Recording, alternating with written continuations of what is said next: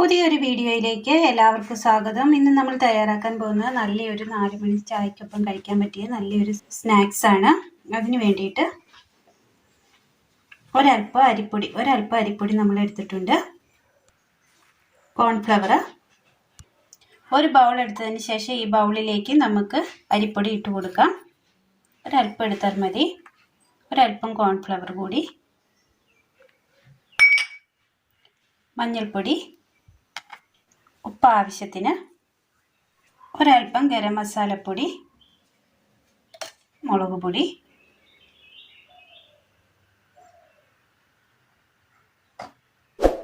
ഒരുപാട് എരിവ് വേണ്ട, എന്നാൽ ഒരു ചെറിയൊരു എരിവിനുള്ള മുളക് ചേർത്ത് കൊടുത്താൽ മതി.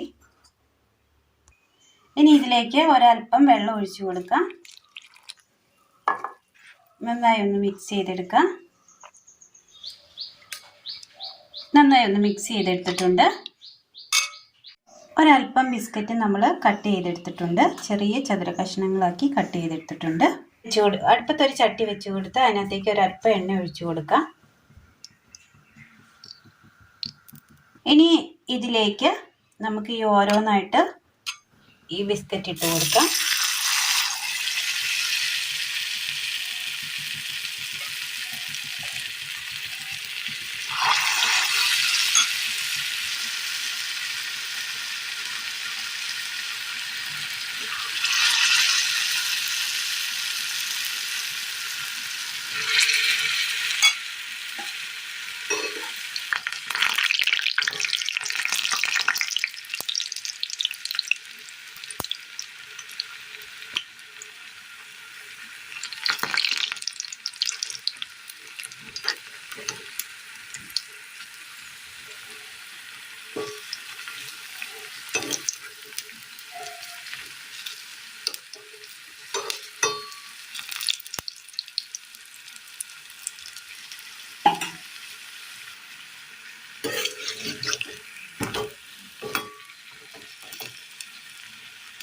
ഇതിനി കോരി മാറ്റാം. ഇതുപോലെ മറ്റെല്ലാം ഒന്ന് ചെയ്തെടുക്കാം.